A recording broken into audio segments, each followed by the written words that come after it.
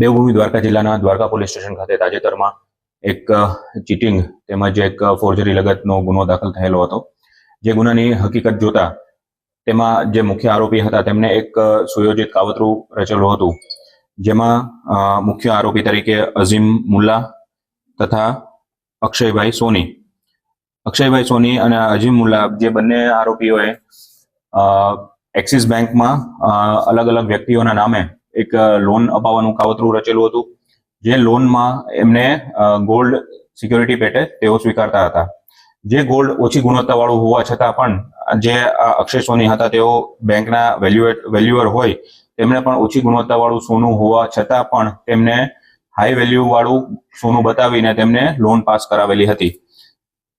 આ કાવતરામાં કુલ 10 આરોપીઓ સામેલ છે, જેમાંથી 9 આરોપીઓની ધરપકડ કરવામાં આવેલી છે, જેમાંથી 7 આરોપીઓને જેલ હવાલે કરી દેવામાં આવેલ છે, તેમજ 2 આરોપીઓના હાલ રિમાન્ડ ઉપર છે.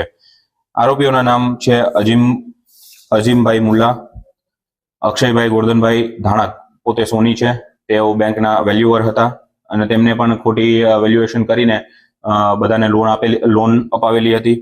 તેમના લાગતા વળગતા મિત્રો અને જે બીજા અન્ય સાથીદારો હતા એમના નામ છે અકીબ આઝિમ મુલ્લા, પછી મુસ્તફા નસીર શેખ, ભીમ વાસુદેવ બિજલી, ભલાભાઈ નાથાભાઈ ખાંભલિયા, સોમાભાઈ ભીખાભાઈ નાંગેશ, કાદર રહીમા બીબી અલી, રાજેશ ગોવિંદભાઈ ધોરિયા. આ તમામ આરોપીઓએ એક સાથે મળીને એક કાવતરું એવું રચેલું હતું કે તેમને ઓછી ગુણવત્તાવાળું સોનું બેંકમાં ગેરંટી રૂપે આપીને લોન સ્વીકારેલી હતી.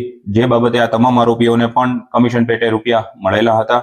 જે અક્ષયભાઈ સોની અને અઝીમ હાફિઝભાઈ મુલ્લા તેઓ આ તમામ ગુનાના મુખ્ય સૂત્રધાર હોવાનું માલુમ પડેલ છે. તેમજ હાલ આગળની તપાસ દ્વારકા પોલીસ સ્ટેશન ખાતે ચાલુ છે. આરોપી કોણ ખુલાસ?